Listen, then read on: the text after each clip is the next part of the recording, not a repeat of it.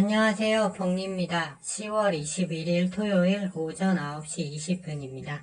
먼저 다음 주 주요 일정부터 살펴보고요. 어제 미국장 추가 하락 이유, 그리고 시장의 2대 악재에 대해서 악재가 현재 어떻게 진행되고 있는지 분석해 보겠습니다. 화요일은요, 3년물, 6개월물, 단기물 입찰이 있습니다. 입찰 수요가 많다면 호재겠죠. 그 다음에 레드북 소매 판매 지수, 제조업 구매 관리자 지수, 그리고 서비스업 구매 관리자 지수가 발표됩니다. 이 서비스업 구매자 관리 지수가 중요하고요. 이게 올라갔다면 일단 시장은 악재로 볼 것 같습니다. 수요일은 미국 주간 원유 재고와 쿠싱 원유 재고, 원유 관련, 에너지 관련된 지표가 나오고요. 신규 주택 판매, 건축 승인 건수, 그리고 파월회장 연설이 예정되어 있습니다. 목요일은 내부재 주문, 분기 GDP, 신규 수력 청구 건수 수당이 발표되고요. 금요일은 개인 소비 지출 물가와 미시건대 소비자 기대 지수가 있어요. 근데 이 중에 중요한 건 일단 화요일날 서비스 구매 관리자 지수고요. 그 다음에 분기 GDP입니다. 이게 엄청 예상보다 높은 것 같아요. 예측치가. 그래서 이는 미국 경기가 튼튼하다는 거고 추가 금리 인상의 그런 빌미가 될 수 있겠죠. 그 다음에 개인 소비 지출 물가가 지난달엔 소폭 하락했는데 이번 달 다시 올라간다면 물가가 상승한 걸로 보고 시장은 좋지 않게 볼 것 같습니다. 그리고 이번 주에 엄청나게 많은 기업이 실적을 발표해요. 그 중에 좀 영향력이 있는 업체만 보면 수요일에 IBM이 있고요. 그다음 목요일에 인텔, 빅테크에 들어가는 인텔과 아마존의 실적이 있습니다. 예. 어제 미국 증시 추가 하락 원인은요. 주 초반에 주 후반 연속 급락 위험이 있다고 말씀드렸고 생각대로 일단 진행이 됐습니다. 어제 오전 영상을 통해서 많이 하락한 듯 보이나 추가 하락할 수 있다고 말해드렸는데 나스닥이 또 1.6%나 급락을 해버렸습니다. 필라델피아 반도체 지수도 1.7% 하락했고요. 따라서 우리 증시 코스피 코스닥 금요일날 워낙 이제 몇 3일 연속 빠지다가 살짝 아래꼬리 달았지만 다시 내려가면서 전저점 갱신할 걸로 보여집니다. 국내 증시 신용잔고는 크게 줄어 긍정적이지만 외인 수급이 여전히 없다는 게 문제입니다. 반도체만 사고 있어요. 어제 연준 위원이 또 매파적 발언을 했습니다. 연준이 금리를 너무 쉽게 봤다. 그래서 한 번 정도 더 올릴 것 같다. 그리고 다음 주 발표될 GDP 예측치가 너무 높게 나오면서 시장에 추가 금리 인상 불안감을 제공했어요. 현재 미국 투자자 심리지수는 공포 구간에서 극단적 공포 구간으로 넘어가기 직전입니다. 26인데요. 다 알다시피 극단적 공포 구간 20 이하로 떨어지면 기술적 반등이 꼭 나옵니다. 그래서 다음 주 초반 월화 정도의 기술적 반등 나올 수 있다고 이번 주에 말씀드렸습니다.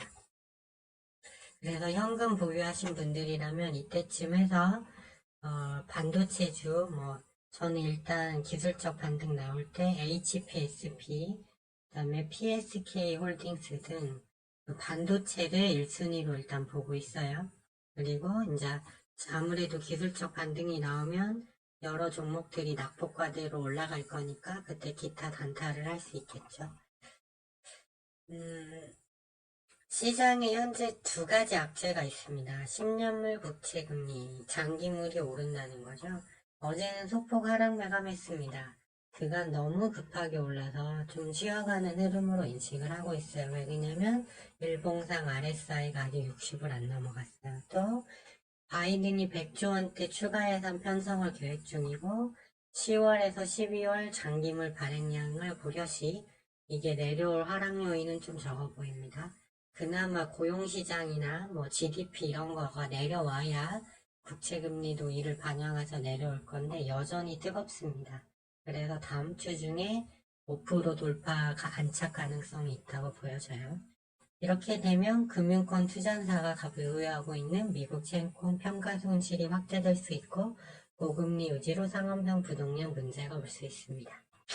그리고 중동 지역의 문제입니다. 어제 금 가격은 1% 가까이 오르다가 0.45% 추가 상승 마감했습니다. 다만 RSI가 거의 100에 근접해서 좀 과열 신호를 보여주고 있고요.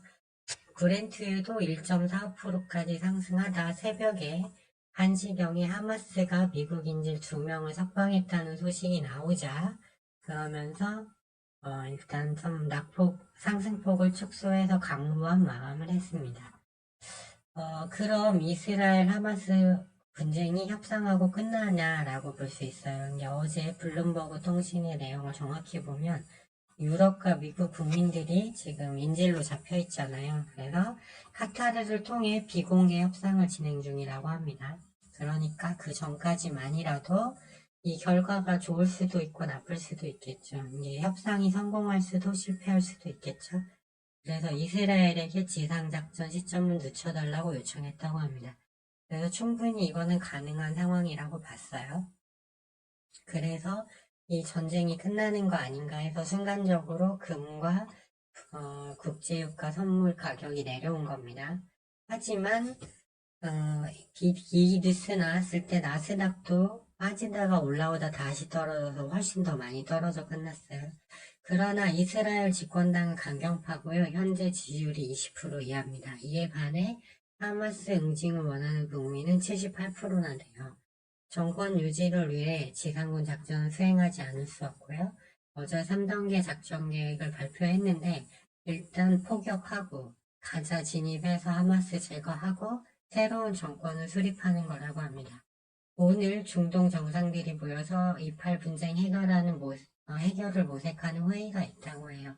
그러나 마땅한 중재안이 나오긴 어려워 보이고요. 따라서 주말 동안 일단 이 이스라엘이 또 뉴스가 전쟁 관련이 하루하루 막 바뀌어요. 그렇기 때문에 이제 우리 한국 시간으로 일요일 날까지 해서 또는 월요일 장 열리기 전까지 뉴스가 어떻게 진행되느냐가 중요해 보이지만 일단은 지상작전은 불가피한 걸로 일단 저는 보고 있습니다. 투자 전략입니다.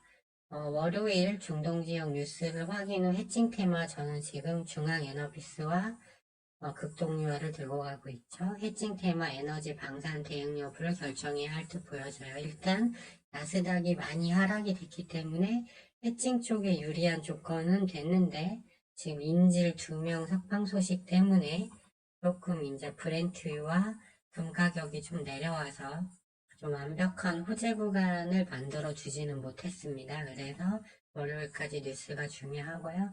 만약 좋은 뉴스가 나온다면 이제 월요일날 또는 화요일날 정리를 하고 증시 투매가 끝나고 반등 시점이 나오는 시점에 반도체 HPSP나 PSK 홀딩스 또는 기타 단타로 종목을 교체할 예정입니다. 10년물 국채금리 보시면 4일 연속 상승으로 피로감으로 일단 음봉이 나왔지만 RSI가 60이고요. 그다음에 달러 같은 경우는 이제 여기서 106대에서 계속 머무르는 모습입니다. 브렌트는 여전히 상승 추세인데 그 뉴스 때문에 소폭 상승으로 끝났고요. 믹스 지수는 계속 상승 중입니다. 이제 여기서 하향 박스권을 다우, S&P 500, 나스닥이 형성했다고 봤을 때 하단 저점을 연결해 보면 하단 저점까지 아직 거리가 남았어요.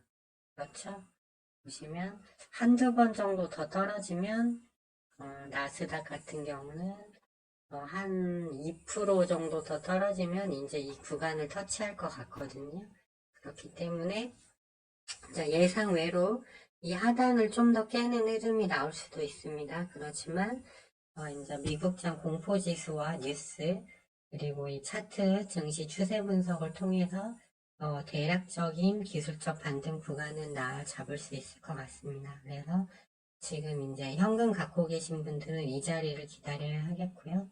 국내 증시 보시면 일봉상 코스피 투매 시그널이 아직 안 떴고 코스닥도 투매 시그널이 아직 안 들어왔습니다. 한 이틀 정도 더 떨어지면 많이 월요일날 급락 마감하고 화요일에 한 번 더 급락하면 그 자리가 이제 그 기술적 저점이 될 확률이 높습니다. 그렇게 됐을 때 반도체 섹터가 제일 1순위겠고요. 그 다음으로는 이제 IT 업종 정도 보고 있습니다. 금요일에는 해칭 쪽이 좀 어떤 건 오르고 어떤 건 내리고 해서 그렇게 강하지 못했고요. 뜬금없는 이제 로봇주에서 이렌시스, 대동기어 이런 게 좀 강했고, 그다음에 정치 테마주 한동훈, 모리코, 모파스넷, 그리고 동신건설, 에이틱에서 이재명 관련주 정도, 정치 테마 정도 움직인 장세였습니다. 일단은 나스닥이 많이 하락만큼 했기 때문에 월요일도 이제 개파락 출발은 좀 불가피해 보이고요. 이제 저는 일단 해칭 쪽 중앙 에너비스 같은 경우 이제 여기서 일봉상 이틀 조정 받았기 때문에 위로 딱 쏘기 좋은 자리입니다. 분봉도. 그 다음에 극동유화도 시간에서 이제 소폭 상승했는데 3일 연속 음봉이기 때문에 이제 여기서 위로 한번 치고 갈 자리인데 이제 인질 2명 석방뉴스로 일단 지수적인 측면에서는 완성이 됐는데 그 부분은 아직 시간이 이제 오늘 토요일 오전 9시 31분이잖아요. 그러니까 월요일 오전까지 이틀이라는 시간이 남았습니다. 그러니까 그때 뉴스 보고 인자 대응 방안 결정해도 큰 문제는 없다 이렇게 보고 있습니다. 네, 좀 어려운 구간이 계속 이어지고 있어요. 하지만 일단 10년물 부채금리가 조기 안정화될 가능성이 좀 낮아 보이고 저는 일단 지상구는 들어간다고 보는 입장이기 때문에 중동 이슈가 끝나기 전까지는 시장의 혼란스러운 상황은 좀 더 이어질 걸로 보여집니다. 네, 주말 잘 보내시고요. 시청해 주셔서 감사합니다.